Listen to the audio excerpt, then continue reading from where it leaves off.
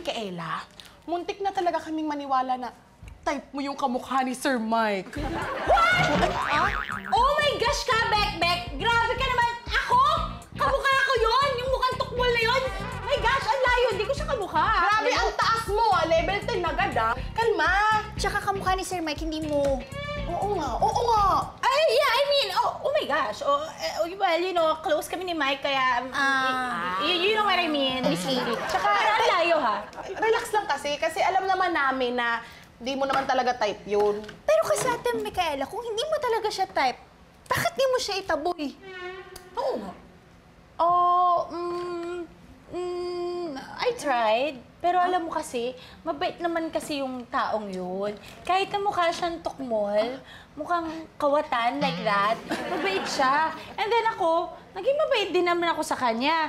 Pero alam mo yun, yung kindness ko, nilagyan niya ng mali siya hanggang sa nagkagusto siya sa akin ng hindi ko naman din siya mapigilan kasi, you know, I'm so beautiful. So, I know.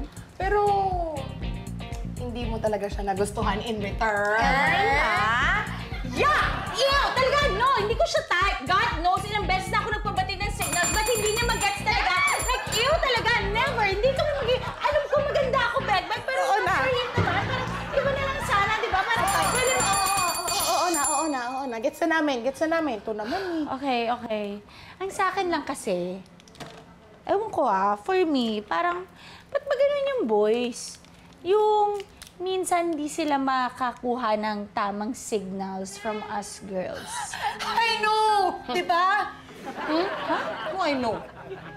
Eh, hindi. Kasi, alam mo yung corny na ako, pero ayaw niya pa rin tumigil. Isa ka Miss pa. Kitty? Bakit? Bakit ka dyan? Ano bang sabi ko? Ko? Oo. No! I was referring to other girls. I mean, I just wonder kung bakit yung mga boys, alam mo yung, hindi sila makaramdam. Parang ang lugets, ganun. Yeah, exactly. Actually, I really. know the feeling. Ako din. Grabe kayo Kayo lang pwede? Hindi, I'm sorry. Pero, bakit kasi hindi mo subukan na sabihan siya ng, no! Tama na ang panliligaw because I don't like it. X to the Y, please go away. Is a no. Yes, like that. Bek, eto kasi yun. For me, ang hirap kaya magsabi ng no. Ayaw kita. No, di kita gusto. Or masakit ang rejection, Bek. Tama ka. Diba? Sa kahit saan yan, masakit ang rejection. And isa pa, iniisip ko kasi, kung sasabihin ko sa kanya, yan right now, mapapawasan tayo ng magiging protection natin para sa mga nagtatangkang manloob here sa Open 24/7, di ba? Paano kaya? Alam ko na!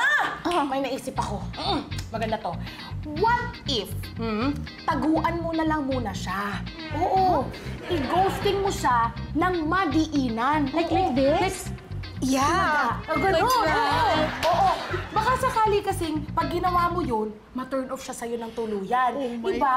Mata-turn off yun kapag harap-harapan mo siyang hindi hinaharap.